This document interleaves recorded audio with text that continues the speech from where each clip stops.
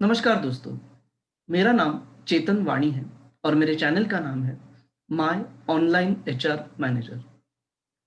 अगर आप एंटरप्रेन्योर हैं, स्टार्टअप है या आप एचआर प्रोफेशनल हैं, तो यह आपके लिए एक ऐप्ट चैनल है। आज हम देखेंगे एलटीए के बारे में, new rule of LTA during corona. हालांकि नया रूल इंट्रोड्यूस हुआ है, पर जो ओल्ड रूल है वो वैसे ही है। तो सबसे पहले हम ओल्ड रूल देखेंगे और अंत में न्यू रूल देखेंगे। तो आप अंत तक प्लीज बने रहिए। तो चलिए देखते हैं एलटीए के बारे में। एलटीए क्या है? LTA is leave travel allowance. LTA किसे दिया जाता है? एलटीए एम्प्लॉय को दिया जाता है और एम्प्लॉयर एलटीए का बेनिफिट देता है। जनरली ये बेनिफिट उन लोगों को दिया जाता है जो टैक्स ब्रैकेट में आते हैं, क्योंकि एलटीए आपको टैक्स एग्जम्पशन मिलता है अंडर सेक्शन 10 सबसेक्शन 5। तो LTA is calculated on calendar year. ये हमेशा जनवरी टू दिसंबर में ही कैलकुलेट किया जाता है और प्रो रेटा बेसिस पे दिया जाता है। अब प्रो रेटा बेसिस का मतलब क्या है? अब मान लीजिए किसी ने 1 जनवरी में ज्वाइन किया है और 1 अप्रैल को छोड़ दिया, जैसे 3 महीना उसने काम किया। 1,000 रुपये महीना उसका एलटीए है और उसने 3 महीने काम किया है, तो उसे आपको 3,000 रुपये फुल एंड फाइनल में देने हैं। इसे बोलते हैं प्रो रेटा। जैसे मैंने कहा, एलटीए आपको एम्प्लॉयर से ही मिलेगा। आप डायरेक्टली आईटीआर से एलटीए नहीं ले सकते हैं और एलटीए पे कोई भी पीएफ ईएसआईसी एप्लीकेबल नहीं होता है। There is also no number of leave specified in LTA कि मिनिमम कितना लीव आपको एलटीए के लेना है, ऐसा भी कोई स्पेसिफाइड नहीं है। एज एन एम्प्लॉय आपके एचआर से 70% ऑफ एडवांस एलटीए के लिए ले सकते हैं। जैसे मैंने कहा दोस्तों कि LTA is given for tax exemptions, तो उन्हीं एम्प्लॉय को देके फायदा है। As an employer, as a startup, आपको उन्हीं एम्प्लॉय को देके फायदा है जो टैक्स ब्रैकेट में आते हैं। अभी करंट टैक्स की बात करें तो 5 लाख तक कोई टैक्स नहीं लगता है। ये मैं रिबेट कंसीडर करके बोल रहा हूँ। एलटीए आपको बेसिक प्लस डीए पे कैलकुलेट करना है। अब एलटीए में फैमिली की डेफिनेशन क्या है? सेल्फ, स्पाउस, डिपेंडेंट पेरेंट्स और डिपेंडेंट सिबलिंग्स, यानी भाई बहन। अब कंडीशंस क्या है एलटीए क्लेम करने के? सबसे पहला कंडीशन है तो आपको इंडिया में ही ट्रैवल करना है। International travels not comes under LTA, come under LTA. Only travelling expenses is covered to and fro. आप local expense, local transport cover नहीं कर सकते हैं। अकोमोडेशन, लॉजिंग, बोर्डिंग कुछ भी कवर एलटीए में नहीं होता है। एलटीए आप आपके साथ फैमिली, आप और आपकी फैमिली साथ में एलटीए का बेनिफिट ले सकते हैं। उसके लिए सीटीसी में एलटीए का कंपोनेंट होना कंपलसरी है। अगर आप एलटीए सैलरी में ही लेते हैं तो उसे आपको टैक्स भरना पड़ता है। अगर आप एग्जम्प्ट चाहिए तो आपको क्लेम करना पड़ता है, यानी कि आपको घूमना जाना पड़ेगा, बिल सबमिट करेंगे, फिर आपको वो एग्जम्प्ट होगा। अगर आप थ्रू एरोप्लेन जाते हैं तो आपको इकोनॉमिक क्लास का फेयर एलिजिबल है। अगर आप बिजनेस क्लास से जाते हैं और उसका समझ लीजिए 30,000 होता है और वही इकोनॉमिक क्लास का 10,000 है, तो आपका 10,000 का पास होगा, आपका 30,000 का एलटीए पास नहीं होगा। That depends upon your limit also. अगर आप ट्रेन से जाते हैं तो एसी फर्स्ट क्लास।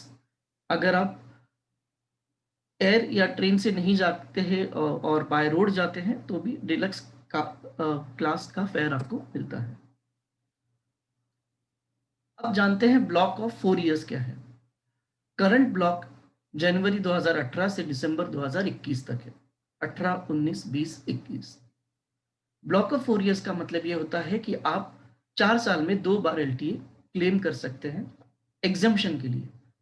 अगर आप 4 साल में तीसरी बार एलटीए लेते हैं तो वो अमाउंट आपको टैक्सेबल होती है, उसमें आपको एग्जम्पशन नहीं मिलता। अब मान लीजिए 2018, 19, 20, 21, अब आज हम 2020 में हैं। आपने 19 में और 18 में एक एलटीए लिया है, फिर 19 में एक एलटी लिया और वापस आज आप 20 में एलटीए क्लेम करेंगे तो ये आपका टैक्सेबल होगा, क्योंकि 4 साल में बस 2 ही एलटीए क्लेम कर सकते हैं। आप कैरी फॉरवर्ड कर सकते हैं। एक और एग्जांपल लेते हैं। 18 का कैरी फॉरवर्ड आपने 19 में किया, 19 का 20 में किया, 20 में आपने एलटीए लिया, तो आपको ये तीनों साल का एलटीए क्लब करके आपको एग्जेम्पशन मिल सकता है। इन शॉर्ट 4 साल में 2 बार आप एग्जेम्पशन ले सकते हैं। जैसे मैंने बताया कि अगर कोई पर्सन बिजनेस क्लास में ट्रैवल कर रहा है तो उसे एलटीए का इकोनॉमिक क्लास का जो फेयर है उतना मिलेगा। आप एक एग्जांपल लेते हैं।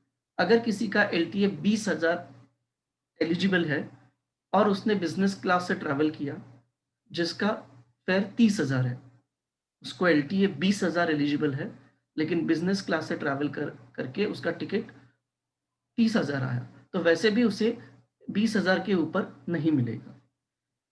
दूसरा और एक एग्जांपल लेते हैं। मान लीजिए किसी का एलटीए क्लेम 40,000 है और उसने बिजनेस क्लास से ट्रैवल किया जिसका फेयर आता है 30,000 और इकोनॉमी का 25, तो उसे 25,000 का क्लेम मिलेगा, ना कि 30,000 का।